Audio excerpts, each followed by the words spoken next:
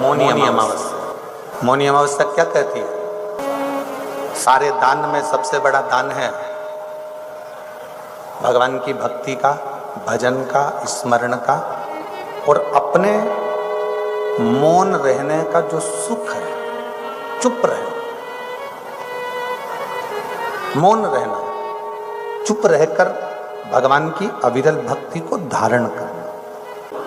मौनी अमावस्या के दिन एक बात बहुत अच्छे से समझ लीजिए, जिसके घर में क्लेश होता हो, अशांति रहती हो, क्लेश रहता हो या छोटी छोटी बात पर विवाद चालू हो जाता हो, या पति पत्नी में, परिवार में, सास बहू आदि कादिक में कहीं ना कहीं कुछ अगर विवाद रहता हो, तो शास्त्र कहता है ऐसा बेलपत्री की डंडी रहती है ना, बहुत ध्यान दीजिएगा महाराज। श्राद्ध पक्ष की कथा चल रही है, शिव महापुराण आज विराम की ओर है, ध्यान दीजिएगा। जैसे ये बेलपत्री की जो डंडी होती है, डंडी का जो भाग होता है बेलपत्री की, ऐसा बेलपत्री की 7 भाग ले लो, मतलब बेलपत्री 7 ले लीजिए।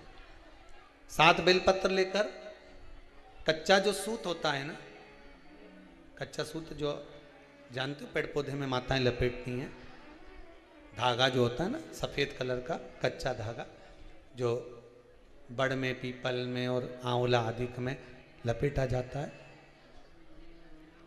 कच्चा सूत, उसको शंकर भगवान और माता पार्वती का स्मरण कर कर नंदी के, जो नंदी होता है, नंदी के राइट भाग में, नंदी का एक पांव ऊंचा होता है, आपने देखा होगा आगे का पांव ऊंचा होता है, बैठते समय नंदी का एक पांव ऊंचा है, एक पांव नीचे की हो जाता है।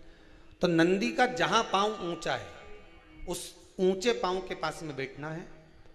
कच्चे सूत पर उस बेलपत्री के जो 7 गुच्छ हैं, 7 जो बेलपत्री के भाग हैं, 7 बेलपत्री हैं, उसको अपना नाम गोत्र स्मरण कर कर उस कच्चे सूत को लपेटना है महाराज। लाल कलर का चंदन उस बेलपत्री के पत्ते में जो अग्रभाग होता है, सबसे आगे का भाग, 7 में लाल चंदन लगाना है महाराज।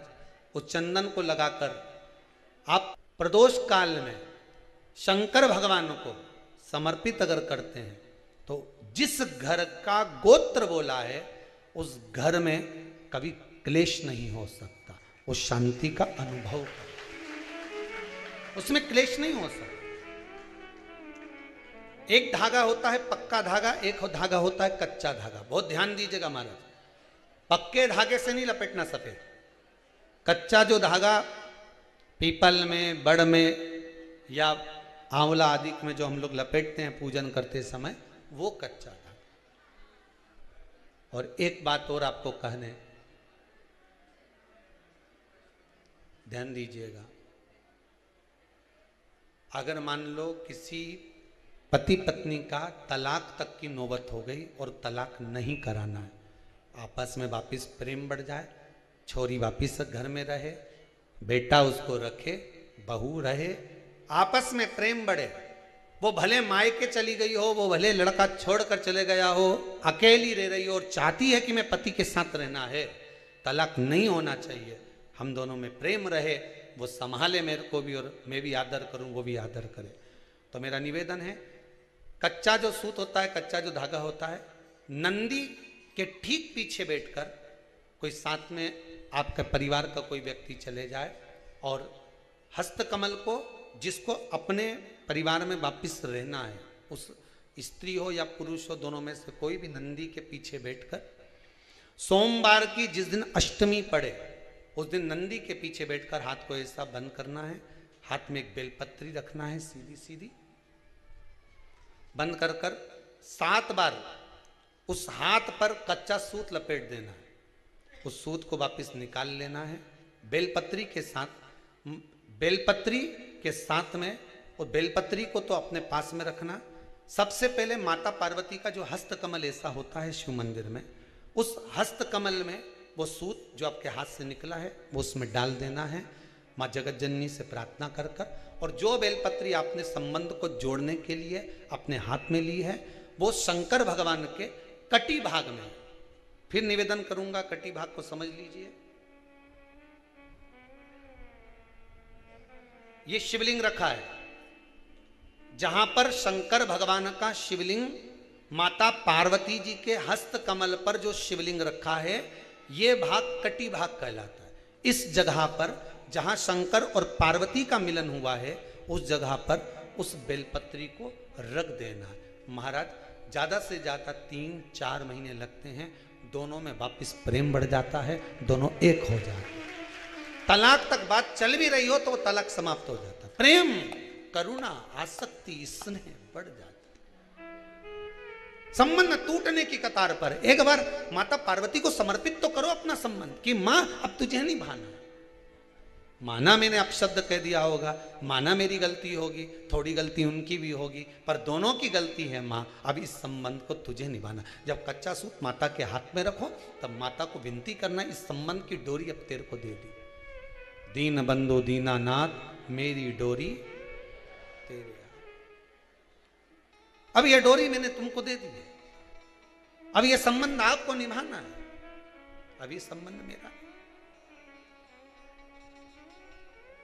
पतंग उड़े आकाश माने, डोर थारा हाथ मां, ओ भोले मेरी पतंग ऊंची राखना, शंभु मेरी पतंग ऊंची राख, नाव चले मझधार मां, पतवार थारा हाथ मां, ओ भोले मेरी नैया पार लगा, शंभु मारी नैया पार लगा। रथ उब्या में दान माने, डोर थारा हाथ मां, रथुब्या में दान माने, डोर थारा हाथ मां, ओ भोले हमने रण संग्राम जितावजो, शंभु हमने रण संग्राम जितावजो, ओ भोले थारा चरण कमल मारा। हे भगवान, अब ये पतंग इधर उधर ना जाए, इसको साध ले, मेरी डोरी तू पकड़ ले, मेरी ये डोर तुम पकड़ कर भगवान से प्रार्थना करो, निवेदन करो। संबंध टूट रहा है, इसको संभाल लो। घर में क्लेश मच रहा है, इसको संभाल लो। परिवार टूटे ना, आना है जब आए अपन मृत्यु का भान करें। रोज रोज यही बात सोचकर बैठ जाएं कि मेरे को मरना है, मालूम पड़े रोटी खाना ही छोड़ दिया, मरना है, मिन्नी खाऊंगी, मरना है। कई लोगों के मन में बड़ा टेंशन है, बहुत चिंता, ये मत खाना, कुछ हो गया तो। कई लोग आते हैं, कहते हैं गुरुजी हमने जिंदगी में कभी कुछ नहीं खाया, उसके बाद भी ये कैंसर जैसी बीमारी हो गई। जरा जाकर हॉस्पिटल में देखो कैंसर का, ना वो गुटखा खाए, ना वो मदिरा का पान करे, ना कभी उसने पान खाया, ना कभी उसने तंबाकू खाया, इसके बाद भी बीमारी हो गई। पूछा गया कि फिर इसको बीमारी कैसे हो गई, फिर इसको रोग कैसे हो गया, रोग का कारण क्या है, क्यों हुआ, किस लिए हुआ, क्या कारण था जो इसको मनुष्य शरीर में रोग हुआ, क्या हो गया। शिव महापुराण कहती है, गरुण पुराण कहती है, स्कंद पुराण कहती है, ये आज का रोग नहीं है, ये पुराना है। जब पूर्व में किसी के घात दी होगी, किसी के हृदय को चोट दी होगी, कोई ऐसा प्रहार कर दिया होगा, किसी के विश्वास को, भरोसे को, दृढ़ता को कहीं किसी ना किसी रूप में किसी के धन को खाकर दिया नहीं होगा, तो वो इस शरीर में आकर चुकाना पड़ता है।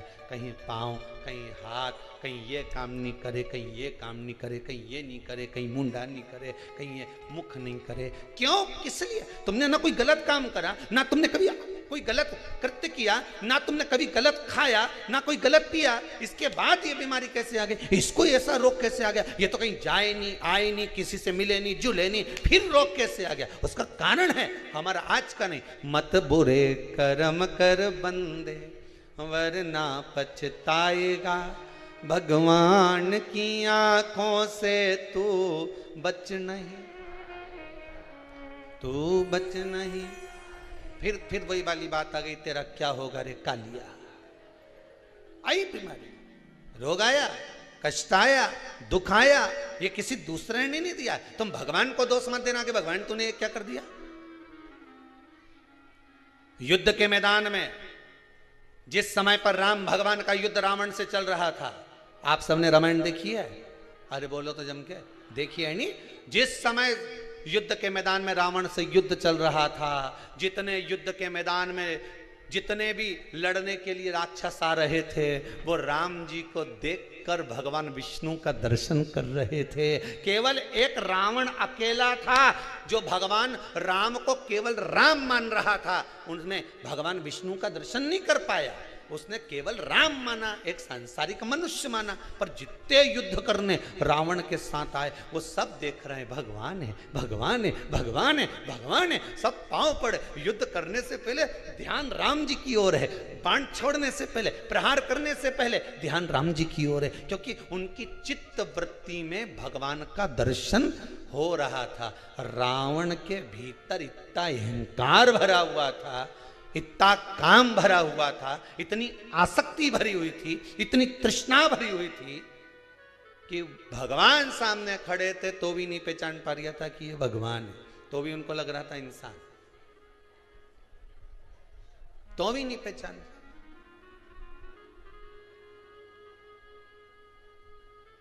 भगवान को पहचानना कितना कितना कठिन। ये भगवान है, ये भगवान है। कैसे मुक्त किया जा सकता है? ध्यान से सुनना रे भाई। कई लोग कहते हैं कि श्राद्ध पक्ष आ गया, ये कर लेना चाहिए तो प्रेत योनि से मुक्ति हो जाएगी। पितरों की शांति के लिए ये कर लेना चाहिए तो पितृ मुक्त हो जाएंगे। पहले तो एक बात अच्छे से समझ लो, पितृ मुक्त नहीं होते, उनकी शांति होती। क्या होती है? जम के बोलो जरा। उनकी शांति होती है। जब आप किसी तीर्थ में स्नान कर रहे हो, जब आप किसी तीर्थ में हो, स्नान कर रहे हो, पुण्य कर रहे हो, सत्कर्म कर रहे हो, भजन कर रहे हो, कीर्तन कर रहे हो, मंत्र जाप कर रहे हो, तो उसका एक अंश, एक भाग हमारे पूर्वजों के खाते में, हमारे पितरों के खाते में जाता है, उनके खाते में पहुंचता है। ये निश्चित। आपने किसी ब्राह्मण को भोजन कराया, भले अपने पितरों के निमित्त नहीं जिमाया, कोई ब्राह्मण को एक गिलास पानी पिलाया, भले अपने पितरों के निमित्त नहीं पिलाया, पर आपका एक अंश उसके खाते में चला जाएगा। उससे क्या होगा? पितरों की शांति। और समझ लो, गया जी में पिंडदान कर देने से क्या पितृ मुक्त हो जाते हैं? बद्रीनाथ जाकर कपाल क्रिया करने से क्या पितृ मुक्त हो जाते हैं?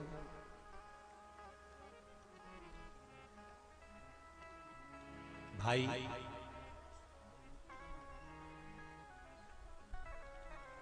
गया जी जाना तो वहां के पंडा जी से पूछना, हम यहाँ पिंड दान कर देंगे तो क्या वो मुक्त तो हो गए? पंडा जी कहेंगे आप अपने पूर्वजों को गया का पिंड देकर उनका पिंडदान कर कर आप उनको भगवान विष्णु के चरणारविंद में छोड़ गए, पर आप घर जाना तो घर पर जब जब श्राद्ध पक्ष आए तब ब्राह्मण को भोजन जरूर करना। भले तुम धूप मत देना, कौवे का मत निकालना, पर एक काम जरूर करना कि ब्राह्मण भोज कराना। उससे क्या होगा, 16 श्राद्ध में जब हमारे पितरों को, हमारे पूर्वजों को पितृलोक से छोड़ा जाता है तो वो सबसे पहले जिस घर में रहे होते हैं, जहां उनका पिंड घर में दिया होता है, जहां रहे होते हैं, सबसे पहले वो वहां आते हैं, सबसे पहले वहां आएंगे। और अगर तुमने उनकी तिथि पर, उनके वार पर अगर आपने भोजन करा दिया है तो उनकी मुक्तता नहीं, उनकी शांति हो जाती है।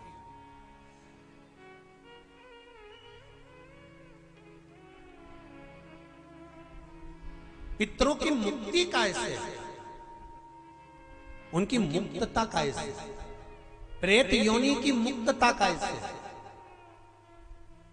तो कहा जैसे भगवान का नाम लेने वाला व्यक्ति दूसरा जन्म नहीं पाता, उसी तरह भगवान का जो भजन करते हैं, कीर्तन करते हैं, मंत्र जाप करते हैं, या शिव महापुराण की कथा, राम कथा, भागवत कथा, विष्णु पुराण आदि जितनी भी पुराण हम श्रवण करते हैं, हमारे श्रवण करने का एक भाग हमारे पितरों के खाते में जाता है, तो उस कथा के फल से उनकी मुक्ति हो जाती है, उनकी कथा के फल से मुक्तता। प्रेत योनि से मुक्त हो गया धुंधकारी, बिंदुक प्रेत योनि से मुक्त हो गया। काय से हुआ? शंकर का स्मरण, शिव महापुराण की कथा का रसतत्व ग्रहण करना, राम कथा, भागवत कथा का मात्र स्मरण करना, उससे मुक्तता।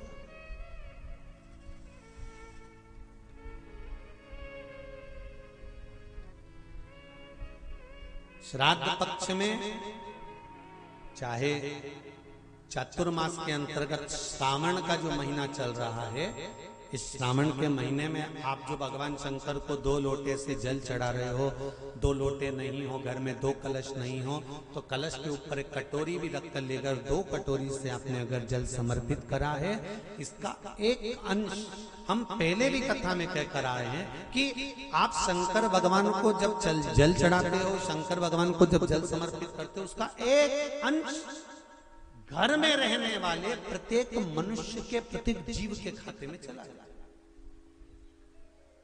जिनके यहाँ पितृदोष होता है, काल सर्प दोष होता है, वास्तु दोष होता है, उनको ज्यादा कुछ नहीं करना होना। महाराज एक बेल का फल लीजिए। क्या लेना है?